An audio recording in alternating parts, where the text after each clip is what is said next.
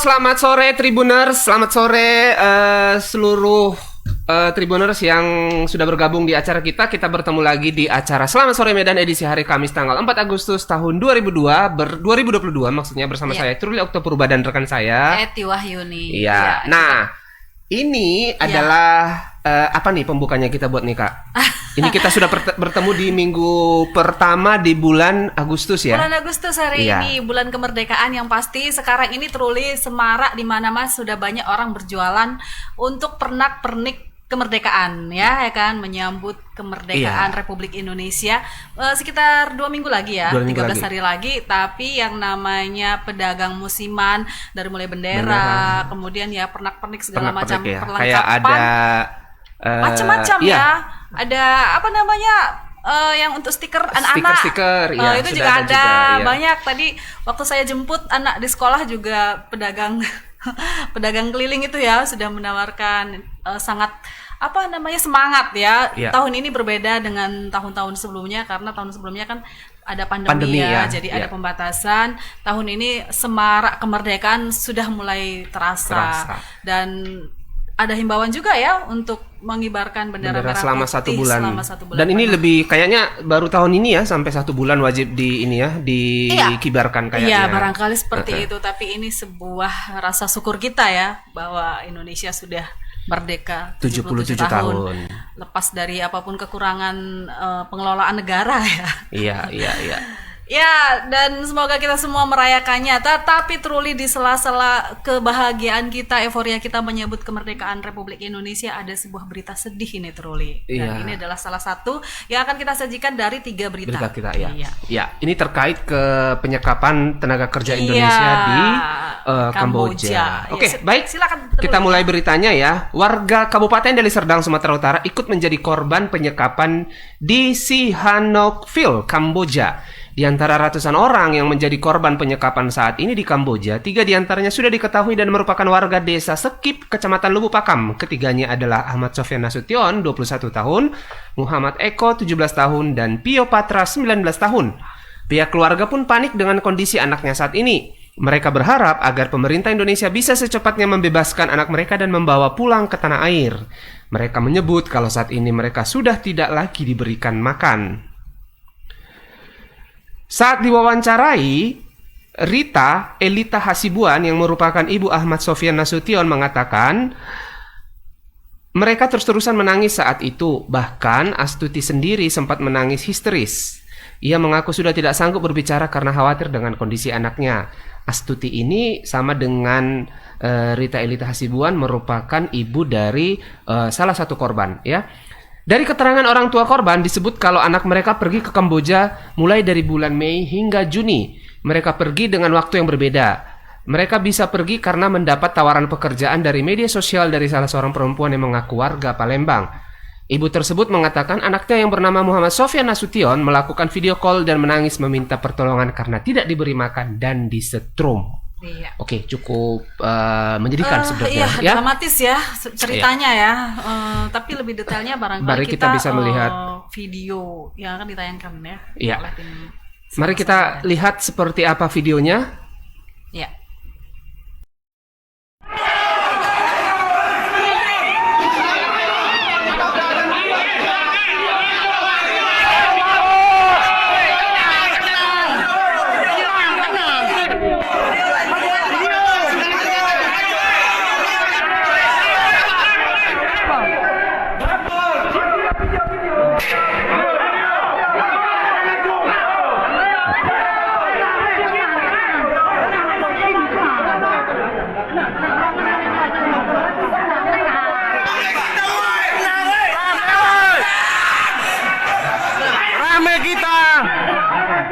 Jangan takut.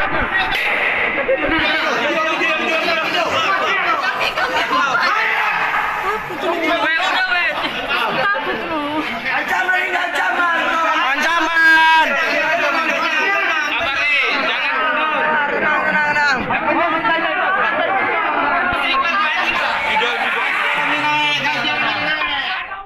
Video terus.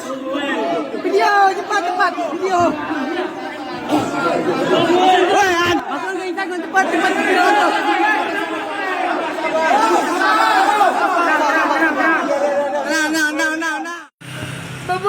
menderita anak saya di Kamboja. Tidak berada di sana di situ. Dia mau bekerja menolong orang tua. Ternyata dia di sana di situ. Tidak mendapatkan gaji, tidak dikasih makan. Kapan Ibu komunikasi terakhir, Bu? Ini tadi pun sudah komunikasi, tidak dikasih makan mulai hari ini, Mama. Mulai nggak kasih makan. Inilah kami sekarang ini lagi disekap di kamar 24 jam kalau Masih tidak bisa ada- komunikasi pakai telepon, bisa, Bu? Masih bisa. Kalau 24 jam tidak kami ditolong, Mama. Macam mana nasib kami ini, Mama? Di sini kami kena setrum. Jadi makan, Mama. Anak Ibu kena setrum juga? Anak saya enggak di situ, tapi ada orang lain yang punya kau. Kalau Pak Jokowi, kalau Pak Jokowi anak saya dia di kampung. Iya, iya. Bapak itu menteri tolong lagi Bu, kami. kapan dia berangkat, Bu? Anak Ibu kapan berangkat, Bu? Bulan 5 tanggal 20. Nah, 27. Hmm. Tidak mendidik anak saya, Bapak Jokowi, tolong dibantu warga Indonesia, Bapak Jokowi. Saya seorang ibu. Anak Ibu iya juga, Bu? Iya, Pak. Atas nama siapa, Bu? Muhammad Eko, Pak. Kalau Ibu siapa? Atas nama siapa anak Ibu? Ibu? Eko. Ibu anak... Ahmad Sofian Nasution di Pak Sofian. Jokowi. Tolonglah, Pak. Aku nggak bisa, tak sanggup aku ceritakan yang ini. Kalau nggak jemput, tak sanggup aku, Pak. Iya, iya. Ternyata di sana dia. Oke, Iya, cukup tadi ini ya. suasana haru dari Haru ya. orang tua ya, seorang tua mana yang tidak sedih. Betul. Dan untuk informasi lebih lengkap saat ini kita sudah terhubung dengan rekan kita di lapangan, ada Indra. Indra Gunawan Sipahutar ya. Iya. Kayaknya dia nggak mau kalau nggak disebut namanya dengan lengkap ya. Ya. Sore, Halo Bang. Indra, selamat Ya, sore. selamat sore. Ya, sore, Bang. Ya. Oke, baik. Yang pertama, ini video ini dikirim oleh anaknya yang namanya siapa ya ini? Korbannya ini? Sopian, Bang. Sofian, iya. Nah, barangkali sudah ada info terbaru gini, apa upaya yang dilakukan oleh orang tua barangkali di sini gitu? Mungkin mereka berupaya melakukan pendekatan ke pihak mana gitu? Seperti apa Kedutaan, kira-kira gitu? Atau ke konjen atau ke kedutaan gitu? Apakah ada upaya yang dilakukan seperti itu? Bisa diceritakan, Indra, silakan. Ya, sampai saat ini, Bang, jadi orang tua dari pekerja migran Indonesia atau TKI itu saat ini masih mengharapkan dari pihak pemerintah Indonesia agar bisa secepatnya memulangkan anak mereka yang sudah disekap beberapa hari.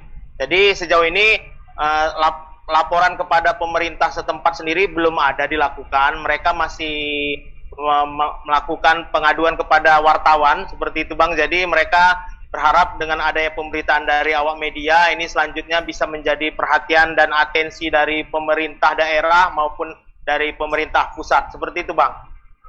Oke, nah untuk di wilayah Deli Serdang sendiri ada berapa korban ya gitu ya? Ada berapa PMI TKI, gitu? TKI, ha. Iya, PMI atau TKI gitu yang menjadi sepengetahuan Indra gitu atau mungkin ada data yang diperoleh ada berapa orang dari Deli Serdang sampai saat ini yang mungkin menjadi korban penyekapan di Kamboja?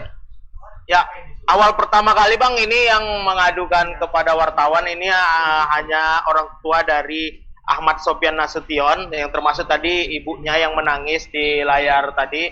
Itu adalah orang tua yang pertama kali melaporkan hal ini kepada awak media. Baru kemudian seiring waktu dari komunikasi selanjutnya ini diketahui untuk warga Lubuk Pakam sendiri ada sebanyak 3 orang ternyata. Baru kemudian ada 1 orang warga Kecamatan Pagar Merbau yang rumahnya ini masih saling berdekatan. Jadi untuk identitasnya, untuk yang pertama ini ada atas nama Ahmad Sofian Nasution, baru kemudian Muhammad Eko, baru kemudian adalah Pio Patra, dan kemudian adalah Bambang Sigit. Ini mereka ini masih berusia belasan dan sekitar 20 tahunan seperti itu. Mereka ini berangkat ke Kamboja dalam waktu yang berlainan. Jadi mereka ini masing-masing pergi berdua. Jadi ada 2 kali tahap untuk warga Lubuk Pakam ini. Khusus untuk Ahmad Sofian Nasution ini pergi bersama Pio Patra ini pada akhir bulan Mei lalu. Jadi mereka pergi karena sebelumnya ini satu di antara ini ada mencoba mencari pekerjaan melalui media sosial, melalui akun melalui Facebook. Baru kemudian di media sosial itu mereka bertemu dengan akun yang menawarkan pekerjaan untuk pergi ke Kamboja. Dari situ kemudian mereka berkomunikasi dan dijanjikan untuk mendapatkan gaji apabila bersedia bekerja di Kamboja. Ini bersedia dijanjikan akan mendapatkan gaji sebesar 14 juta per bulan, lain dengan bonus yang akan bisa diberikan apabila mencapai target. Seperti itu, Bang. Iya. Nah, barangkali ini kita cukup tertarik nih dengan Muhammad Eko nih yang 17 tahun. Ini bagaimana ya? Barangkali ada informasi yang tersekap. Ya? Ini sebenarnya kan masih di bawah usia ya untuk bisa berangkat menjadi PMI, atau memang sudah ini ya, ilegal. Sudah cukup syarat. Jangan-jangan memang ini ilegal gitu. Ya, jadi Muhammad Eko sendiri ini untuk sementara memang disebutkan umurnya 17 tahun, tapi yang bersangkutan ini sudah disebutkan orang tuanya ini sebenarnya sudah lulus SMA, seperti itu, Bang. Jadi meski berdasarkan undang-undang perlindungan anak ini usianya masih 18 tahun, di bawah 18 tahun maksud saya, jadi pada kenyataannya dia memang sudah berusia, maksud saya sudah tamat SMA dan bisa melakukan pencarian kerja gitu, Bang. Meskipun pekerjaan itu dilakukan di luar negeri. Mengapa yang bersangkutan bisa keluar negeri? Ini secara detail belum kita dapatkan penjelasan mengapa dia bisa lolos menjadi pekerja migran Indonesia. Oke, silakan. Indra, bisa diceritakan, itu tadi ada video huru-hara gitu ya, ada sekelompok orang, kemudian ada petugas bukan petugas ya, tapi berpakaian biasa, berpakaian sipil menghalangi. Bisa dijelaskan sebetulnya video itu apa, Indra? Karena kurang jelas kalau dari layar tadi. Ya, video yang kita dapatkan itu adalah video dari orang tua Ahmad Sofyan Nasution. Jadi bukan yang wawancara, tapi video yang barangkali dikirimkan. Ya, video itu dikirimkan. Video itu dikirimkan oleh Ahmad Sofyan Nasution kepada orang tuanya. Selanjutnya tadi kita coba pinta, makanya bisa tayang di tempat kita. Jadi video itu disebut orang tuanya, itu terjadi keributan antara pekerja migran Indonesia dengan pihak perusahaan yang sempat menjanjikan mereka pekerjaan. Jadi itu terjadi seperti huru-hara, itu karena ada warga negara Indonesia yang disebut disiksa. Itu ada yang disetrum dan dipukuli, makanya pekerja migran Indonesia lainnya itu merasa protes, solidaritas ya, dan itu seperti itu, solidaritas yang tinggi. Mereka juga berupaya untuk mencoba menyelamatkan rekannya yang sempat disiksa, seperti itu, Kak.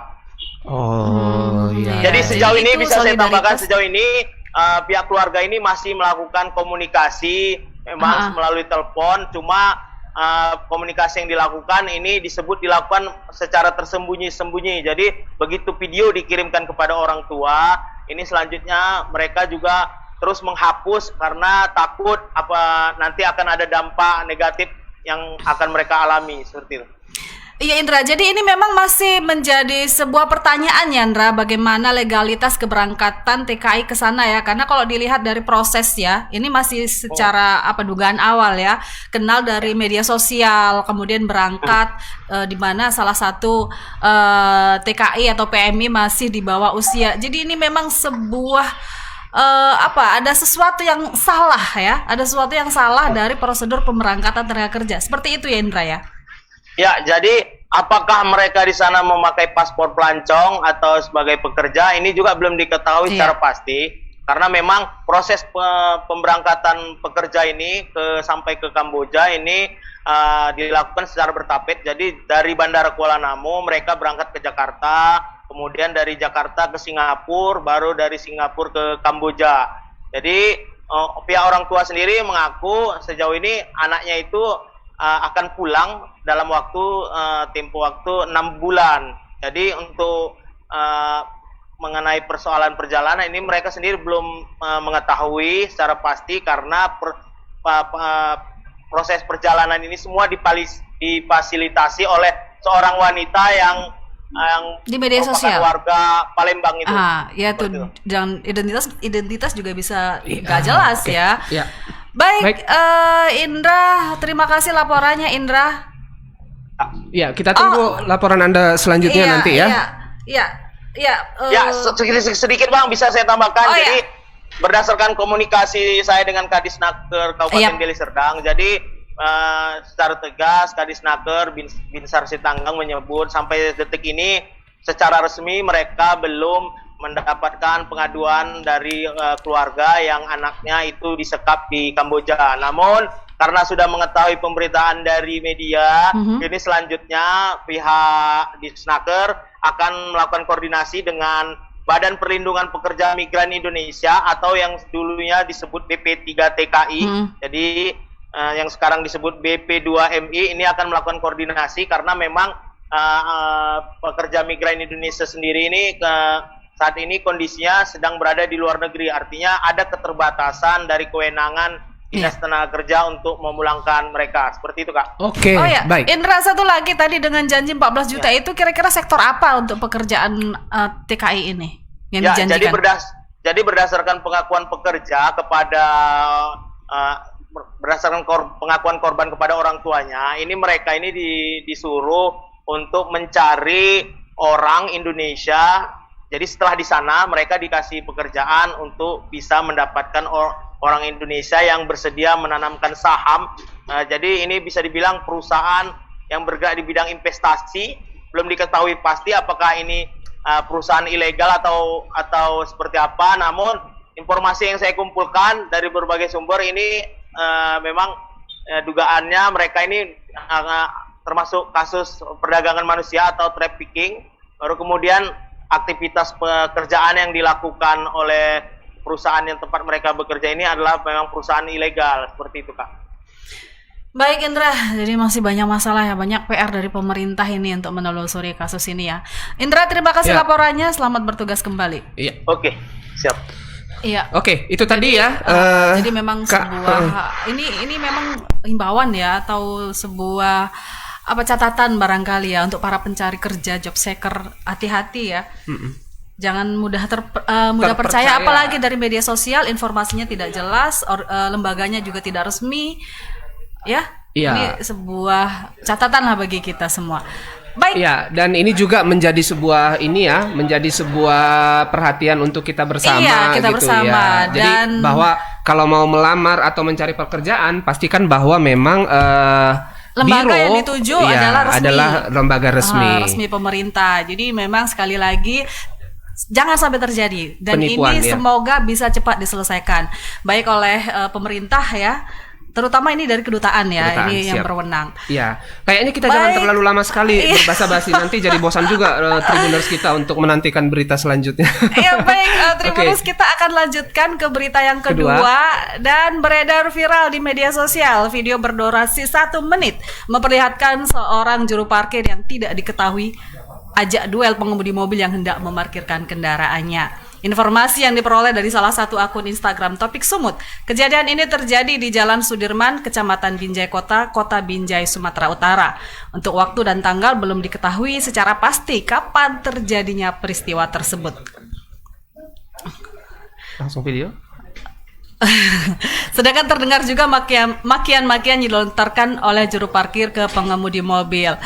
Sementara itu, seorang wanita yang terdengar di dalam video mencoba menanyai si juru parkir.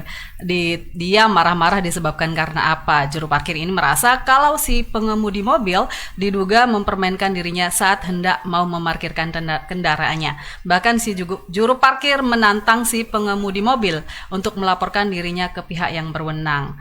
Dan tertulis seperti biasa untuk berita ini kita sudah siapkan videonya. Akan tayang sebentar lagi dan tim dari Selamat Sore Medan akan menayangkan berikut ini videonya.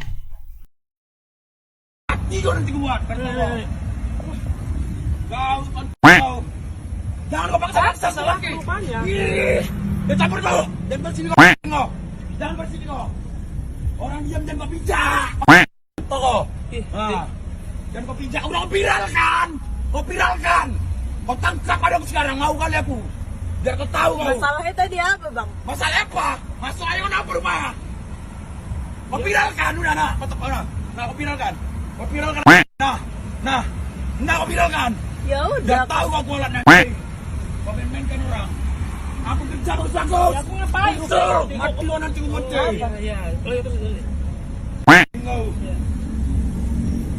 Kau viralkan.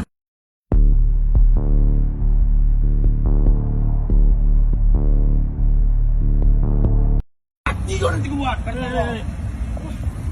Kau. Jangan kau paksa-paksa salah. Rupanya. Ih, dia campur kau. Dan bersini kau. Jangan bersini kau. Orang diam jangan kau pijak. Kau. Ah. Dan kau pijak, udah kau viralkan. Kau viralkan. Kau tangkap ada aku sekarang, mau kali aku. Biar kau tahu kau. Masalahnya tadi apa, Bang? Masalah apa? Masuk ayo apa rumah? Kau viralkan udah nak. Nah, kau viralkan. Kau viralkan. Nah, kau viralkan. Ya Udah udah. tahu kau kualat nanti. Kau main-mainkan orang. Aku kerja bagus bagus. Ya, aku ngapain? Suruh, mati lo nanti kau mati. Ya, terus. Kau. Kau viralkan.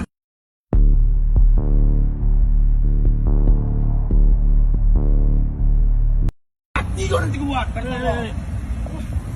Kau. Jangan kau paksa-paksa salah. Rupanya. Ih, dia campur kau. Dan bersini kau. Jangan bersini kau. Orang diam jangan kau pijak. Kau. Ah. Dan kau pijak, udah kau viralkan. Kau viralkan. Kau tangkap ada aku sekarang, mau kali aku. Biar kau tahu kau. Masalahnya tadi apa, Bang? Masalah apa? Masuk ayo apa rumah? Kau viralkan udah nak. Nah, kau viralkan. Kau viralkan. Nah, kau viralkan. Ya Udah udah. tahu kau kualat nanti. Kau main-mainkan orang.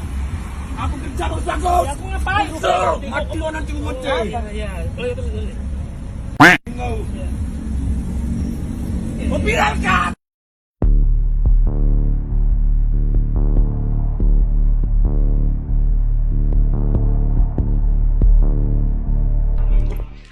Oke.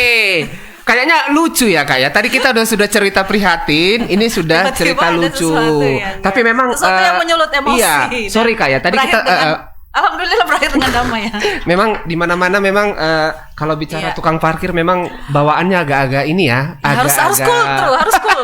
Jangan Agak emosi memang. Jangan terpancing emosi, ya kan? kadang- Karena memang ya mungkin karena tekanan juga ya. Betul, mungkin dikejar target juga dikejar gitu target ya. satu. Suasana juga namanya di lapangan Iya. ya. Kadang-kadang memang kehidupan di lingkungan Iya. yang keras jadi Iya. membuat ya Mungkin susah Tribuners mengontrol emosi. Iya, mungkin Tribuners ada juga pengalaman bagaimana berhadapan dengan tukang dengan parkir. tukang parkir. Ya boleh juga mengkomen di apa kita ya, Tapi di komentar kita ya. Iya, kalau Di saya kom- kalau ada tukang parkir lebih baik menghindar.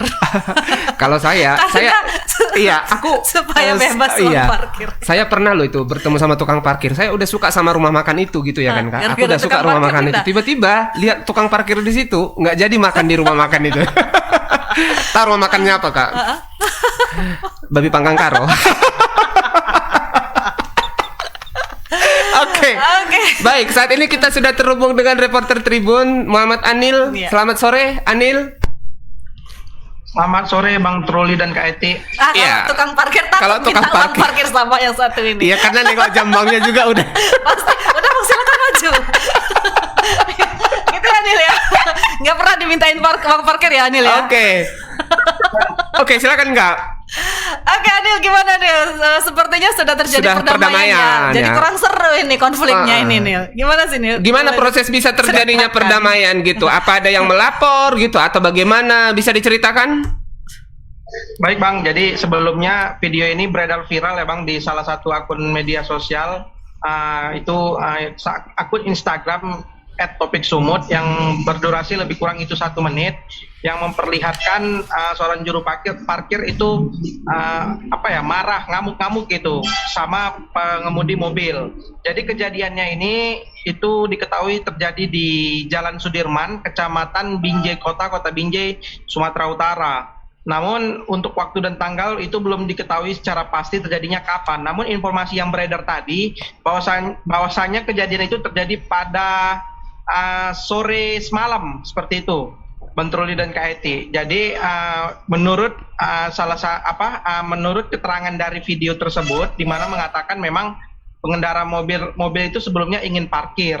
Nah, dan pengemudi mobil ini sempat membunyikan klakson agar si tukang parkir ini memberikan lapak untuk ia parkir, karena diketahui seperti yang informasi yang diterima juga tadi sekitar pukul 2 siang tadi dari beberapa rekan-rekan media yang ada di lokasi itu, sebelumnya di lahan parkir mobil itu ada sepeda motor seperti itu.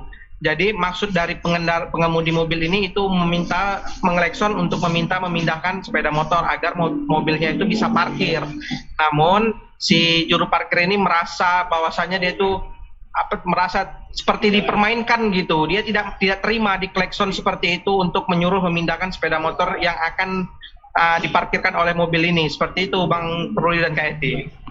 Iya, untuk proses akhirnya berdamai itu seperti apa gitu ya jadinya gitu? Apakah si pengemudi melapor ke polisi gitu atau bagaimana? Baik Bang, jadi ini perdamainya ini setelah video ini beredar viral ya Bang ya di Instagram khususnya Bang, dan ini langsung direspon cepat oleh Humas Polres Binjai dan langsung mencari tukang parkir ini dan langsung mendamaikan dengan korban seperti itu Bang. Memang informasi yang kita terima memang keduanya ini sudah berdamai di Polres Binjai, namun untuk keterangan lebih lanjut sampai hingga detik ini beberapa awak media yang ada di Kota Binjai pun masih menunggu apa inti dari permasalahannya, benar atau tidak persoalan memindahkan sepeda motor yang sebelumnya terparkir yang akan diparkirkan oleh pengemudi mobil seperti itu Bang Trul dan Kak Eti. Oh iya. Iya. Tapi intinya sudah berdamai lah ya. Artinya tidak ada lagi ke depan ada pertikaian lagi ya ini antara pengemudi mobil dan si tukang parkir. Dan akhirnya memang terwujud keinginannya ya, diviralkan. Akhirnya memang viral ya. Apakah itu konsekuensi atau tujuan ya? Tapi ya suasana seperti ini memang sering terjadi. Barangkali ini karena sempat didokumentasikan ya, kemudian viral di media sosial jadi sebuah berita yang menarik ya. Baik, ada lagi? Cukup itu saja. Terima kasih Anil. Terima kasih Anil. Informasinya. Semoga tetap semangat untuk melihat suasana yang ada di sekitar. Dan mungkin ini juga peringatan buat kita lah ya. Hati-hati kalau mau parkir jangan klakson. Tunggu, panggil aja lah ya. Bang. Tapi ini memang ya hampir ada kontak fisik ya. Iya, tapi nggak jadi. Kayaknya dia nggak berani juga, cuma ngancam doang tukang parkir. Ya. Oke, terima kasih Anil. Kita tunggu laporan-laporan dari Anil selanjutnya. Siap. Selamat sore Bang Truli dan Kak Eti. Oke. Baik, kita lanjut ke berita terakhir ya, Kak dan Tribuners. Puluhan massa yang tergabung dalam berbagai elemen masyarakat menggeruduk Polda Sumut hari ini. Aksi mereka disebut sebagai bentuk pengawasan dan kepedulian atas tewasnya Brigadir J atau Joshua Huta Barat. Salah satu tuntutan adalah meminta agar polisi menangkap Irjen Verdi Sambo. Tuntutan itu tertulis di dalam spanduk berlatar hitam pekat kurang lebih 1 meter yang dibentangkan. Koordinator aksi Rizky Yusuf Siregar mengatakan alasan membawa spanduk tuntutan itu berawal dari asumsi, kemudian dibuat melalui tulisan di dalam unjuk rasa. Ia menyebut Polri yang memiliki kewenangan untuk menangkap atau tidak Jenderal Bintang 2 tersebut. Dia berharap supaya tim khusus yang dibentuk Kapolri mampu mengungkap aktor intelektual di balik tewasnya Brigadir Joshua Huta Barat. Rizky merasa penetapan tersangka terhadap Barada Richard Eliezer atau Barada E tidak cukup. Pihaknya menilai ada orang-orang lain yang terlibat. Meski demikian, penetapan itu dinilai sebuah kemajuan setelah nyaris sebulan menunggu kasus ini sedikit terbuka. Baik, untuk melihat seperti apa terjadinya aksi unjuk rasa di Polda Sumut tadi, mari kita lihat sama-sama video berikut ini.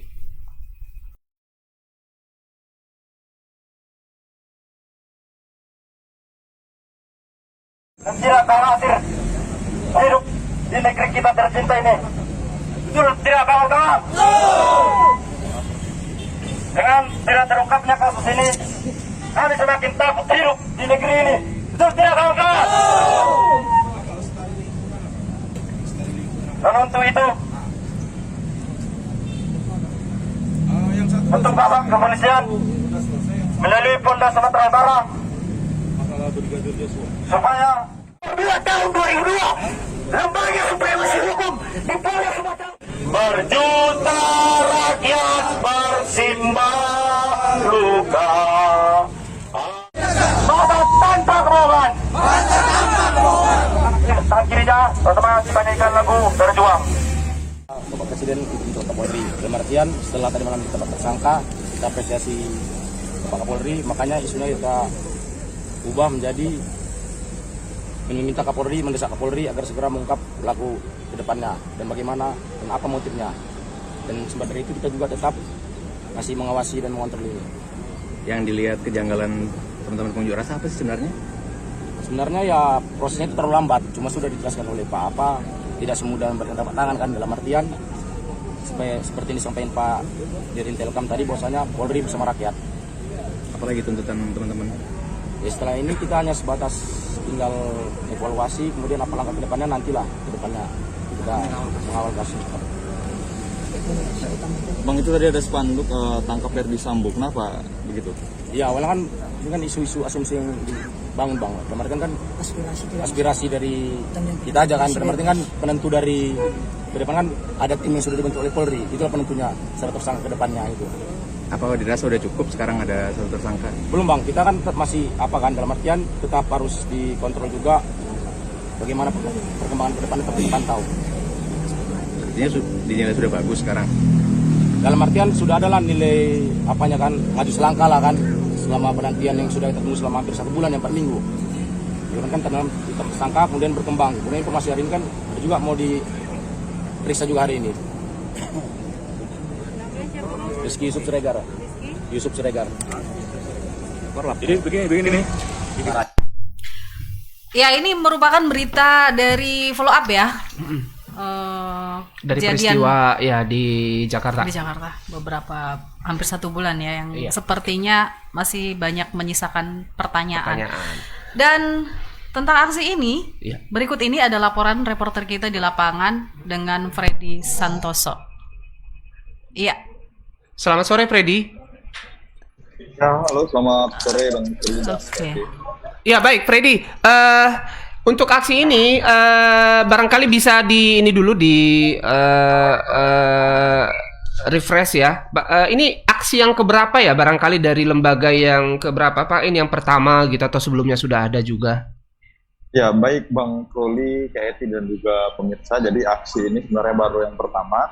Setelah sebelumnya Rabu minggu lalu itu sempat gagal tanpa alasan, dan hari ini tadi pagi itu sekitar pukul 10 lebih aksi unjuk rasa ini akhirnya terlaksana begitu. Dan awalnya itu sempat disebutkan bahwa aksi ini akan dihadiri oleh ratusan orang, tapi tadi yang hadir itu sekitar puluhan orang. Nah, mereka itu datang ke Polda Sumut karena menilai Polda Sumut merupakan perwakilan lah tertinggi Polri yang ada di Provinsi Sumatera Utara. Mereka itu mendesak agar Polri mengusut tuntas kasus ini agar terang benderang, di mana mereka merasa tidak cukup jika penetapan tersangka itu hanya terhadap Brigadir E aja begitu, tapi mereka menduga itu ada aktor-aktor intelektual di balik semuanya. Jadi mereka mendesak agar Polri itu mengusut aktor-aktor lain di dalam baku tembak yang menewaskan Brigadir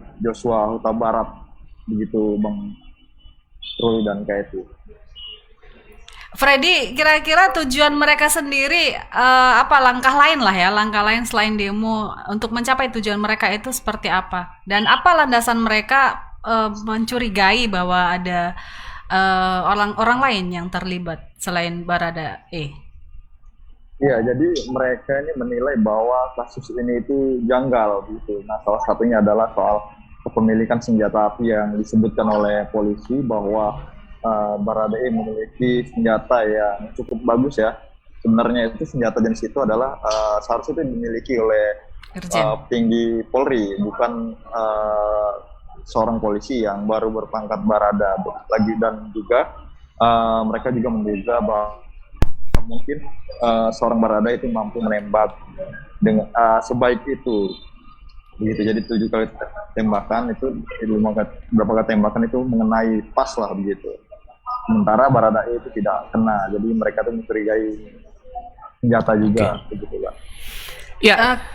Kira-kira apa yang akan dilakukan selain aksi demo? Apa langkah lain yang dilakukan oleh para anak-anak muda ini ya? Ya, jadi tadi mereka tuh tidak menyebutkan langkah-langkah selanjutnya karena tadi mereka sudah sempat dimediasi ya oleh pihak dari Polda Sumut. dan mereka diminta agar mempercayakan kasus ini kepada Polri. Meski demikian, tadi mereka itu sepertinya sempat hampir kena tipu ya oleh polisi yang juga polisi berseragam preman. Jadi tadi mereka tuh awalnya aksi di depan, di luar dari Polda Sumut atau di depan pintu masuk, tapi mereka itu kemudian disuruh masuk agar demonstrasi berada di dalam. Tapi ketika mereka di dalam, mereka justru digiring untuk ke kantin begitu. Nah, setibanya sampai di kantin, akhirnya salah satu di antara mereka itu sadar bahwa tujuan mereka itu adalah demo. Jadi ketika sudah duduk, mereka akhirnya keluar kembali dan sempat agak ngamuk-ngamuk lagi itu. Kita ini datang kemari untuk demo, bukan untuk makan. Jadi terakhir mereka kembali ke depan pinggir jalan itu tadi. Freddy, apakah aksi yang sama juga dilakukan di daerah lain menurut keterangan mereka? Apakah mereka berafiliasi barangkali ya dengan organisasi-organisasi sejenis di daerah lain, Freddy? Ya, sejauh ini untuk di Sumut baru ini sudah terhitung 2 ya. Karena sebelumnya itu juga ada aksi damai berupa pemasangan lilin di Jalan Simangaraja di daerah Teladan begitu. Dan untuk kemarin itu kan aksi damai masang lilin, dan hari ini aksi turun ke jalan mendesak Kapolri mengungkap kasus ini, dan mereka meminta agar Ferdy Sambo itu ditangkap karena dianggap sebagai orang yang bertanggung jawab lah di kejadian ini, begitu kan. Freddy, ini kan sebelumnya juga ada ya desakan-desakan ke pihak penyidik untuk mengungkap kasus ini secara terang benderang. Kalau nggak salah ada aksi 1000 lilin ya, kalau nggak salah ya, untuk simpatik terhadap korban Brigadir J. Brigadir atau Barade? Ya. Apakah tidak ada misalnya kelompok ini ya dari para simpatisan ini untuk membangun sebuah kekuatan mendesak polisi secara terbuka dan profesional tentu mengungkap kasus ini, Freddy? Ya, sejauh ini memang kemarin itu sempat digadang-gadang bahwa mereka ini memiliki massa ribuan ya, agar untuk menekan ya atau turun ke jalan. Tapi sejauh ini baru puluhan yang terlihat di jalanan atau mengikuti aksi-aksi yang sudah berlangsung ini kan. Begitu. Jadi untuk di daerah lain belum diketahui. Tapi sejauh ini untuk di Sumut baru 2 kali ini. Yang pertama lilin dan ini langsung turun ke jalan gitu. Ini apakah dari kelompok yang sama atau berbeda? Berbeda Kak. Kalau kemarin itu ada dari kelompok mana, dan ini tadi itu gabungan dari mahasiswa dan beberapa elemen masyarakat gitu kan. Oke, Truli? Siap. Oke, Freddy, terima kasih laporannya, tetap semangat. Ditunggu laporan selanjutnya. Ya, terima kasih Kak Eti, terima kasih Bang Truli. Iya, memang sempat masih ya, panjang ada beberapa aksi ya untuk menyatakan simpatik terhadap korban dan desakan ke Polri untuk lebih jujur gitu ya.